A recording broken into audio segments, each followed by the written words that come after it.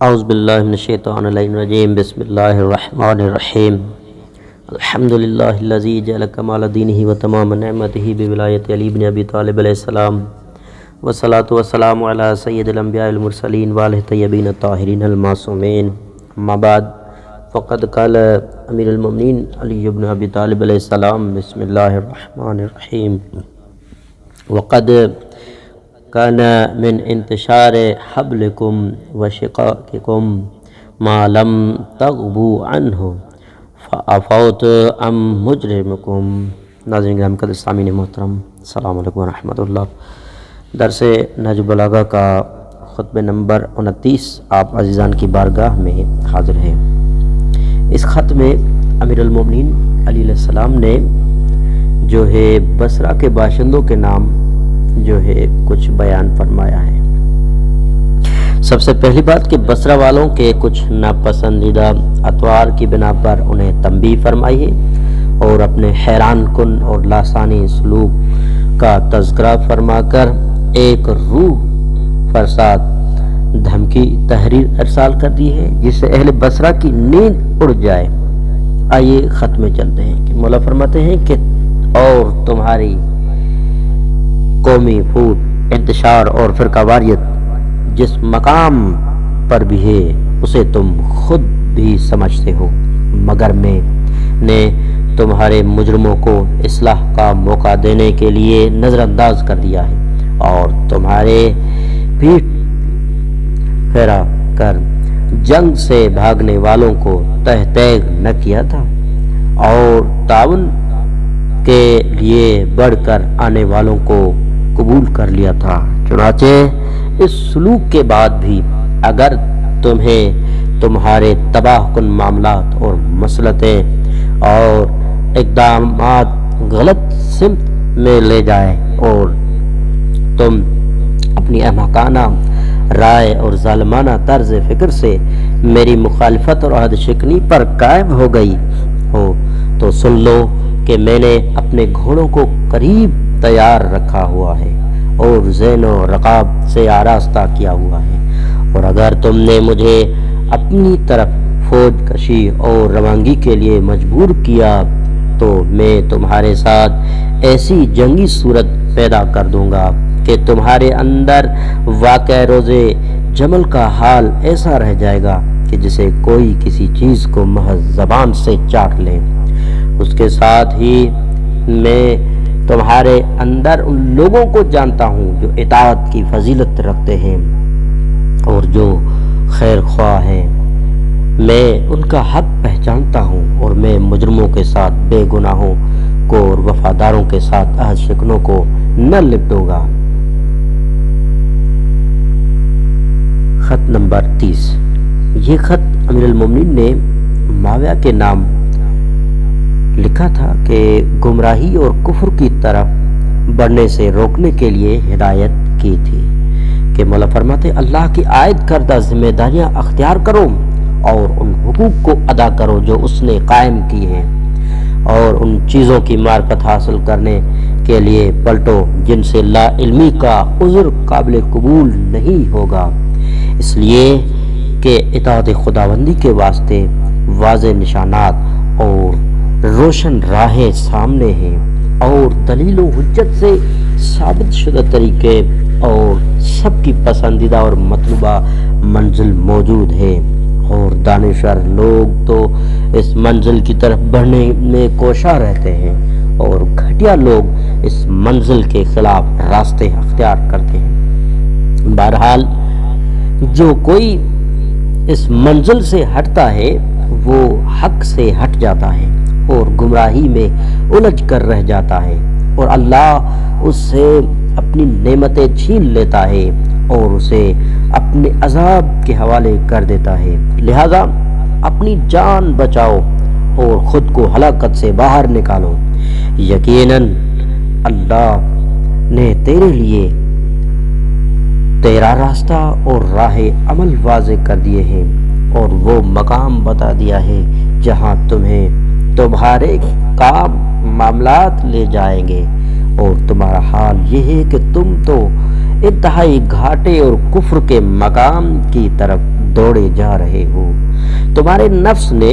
تمہیں برائیوں میں دھکیل دیا ہے اور باغیانہ روش میں گمراہی کے اندر جھونک دیا ہے اور ہلاکتوں میں لا کر چھوڑ دیا ہے، تمہارے لیے راستے کی راہوں کو دشوار بنا دیا ہے۔ خط نمبر 31، یہ اہم خط ہے امیر المومنین علیہ السلام کا، جو اپنے بیٹے امام حسن مجتبیٰ کو لکھا تھا کہ حسن بن علی علیہ السلام، تم پر سلامتی ہو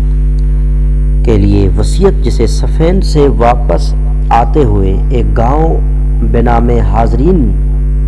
کے پاس تحریر فرمایا تھا۔ آئیے خط میں چلتے ہیں، کوشش کریں آپ تمام ناظرین، تمام جو بھی سننے والے ہیں، یہ خود خط بھی آپ پڑھیں۔ 31 نمبر خط ہے امیر المومنین کا، جو اپنے بیٹے کے لیے مولا نے لکھا ہے۔ آپ مولا فرماتے ہیں کہ یہ ایک فنا ہو جانے والے باپ کی طرف سے وصیت ہے، جس نے زمانے کے فانی ہونے کا بھی اقرار کر لیا ہے، جس کی عمر پیٹ پھرائے واپس جا رہی ہے، جس نے دنیا میں رہنے کے قوانین کو مان کر خود کو سپرد کر دیا، جو دنیا سے دور ہٹنے میں مصروف ہے، جو مرتے رہنے والوں کے ٹھکانوں میں سکون رکھتا ہے، کل یہاں سے کوچ کرنے والا ہے۔ وصیت اس بیٹے کے لیے جو نہ ملنے والی چیزوں کی بھی امید رکھتا ہے اور اسی راہ پر چلا جا رہا ہے جس راہ نے ہلاک ہو جانا ہے، جو نقائص اور خامیوں کی زد پر ہے اور یہاں کے شب و روز گزارنے میں رہن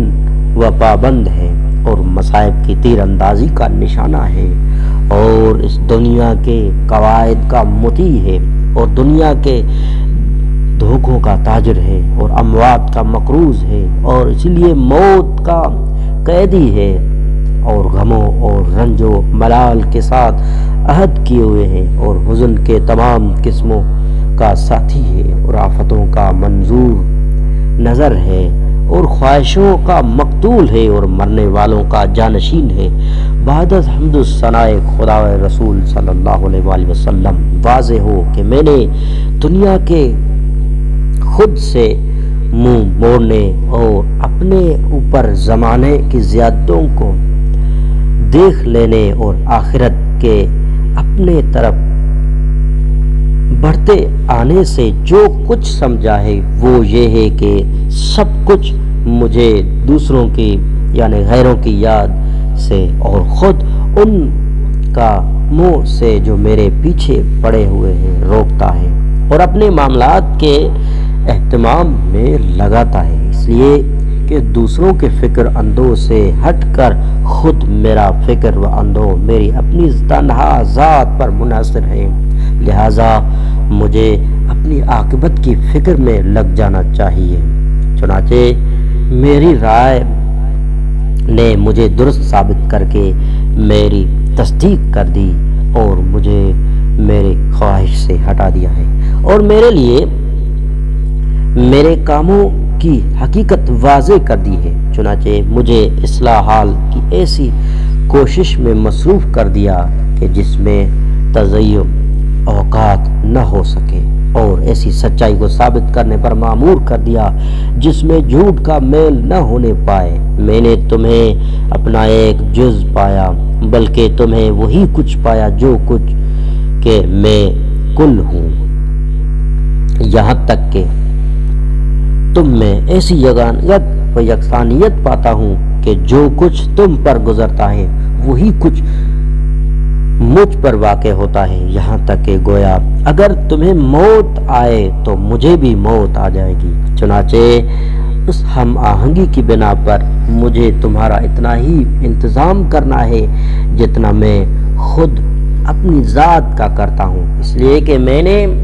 تمہارے لیے اپنی یہ وصیت لکھ دی کہ تاکہ یہ تمہارے پشت پناہی کا کام دے، خواہ میں تمہارے لیے زندہ باقی رہوں یا فنا ہو جاؤں۔ چنانچہ پہلی چیز یہ کہ تم اللہ کے سامنے ہمیشہ اور ہر حال میں ذمہ دار رہنا۔ اے میرے ننھے بیٹے، اس کے احکامات پر لازمی عمل کرنا اور اللہ کے ذکر سے اپنی دل کی تعمیر کرتے رہنا اور اس کی رسی یعنی سلسلے کو پکڑے رہنا۔ اور کون سا سبب اور رشتے اس سبب اور رشتے سے مضبوط اور پر یقین ہو سکتا ہے جو تمہارے اور اللہ کے درمیان ہے؟ شرط یہ ہے کہ تم اس سے وابستہ رہتے چلے جاؤ، اپنے دل کو واضح و تقریر سے زندگی دیتے رہنا اور دنیا سے بے رخی برت کر دنیاوی جذبات کو مارنا اور یقین کے ذریعے دل کو قوت دینا اور حکمت سے اسے منور کرنا اور موت کے تذکروں سے اس کی انسانی خواہشوں کو ذلیل کرتے رہنا اور اسے فنا کا اقرار کرانا اور دنیاوی حادثات پر متوجہ رکھ کر اس کی بصیرت میں اضافہ کرتے رہنا، زمانے کی بالادستی سے اسے بچا کر خبردار رکھنا اور دن رات کے انقلاب کی خرابیوں اور نقصانات کو واضح کرتے رہنا اور دل کو دنیا سے گزر جانے والوں کے حالات و واقعات کی خبریں دیتے رہنا۔ تم سے پہلے کہ اولین زمانے کے لوگوں پر جو کچھ گزرا اس کا تذکرہ جاری رکھنا اور بار بار یاد دلاتے رہنا۔ والسلام علیکم ورحمۃ اللہ وبرکاتہ۔ اس خط کا حصہ دوم آئندہ درس میں آپ حضرات کی بارگاہ میں بیان کیا جائے گا۔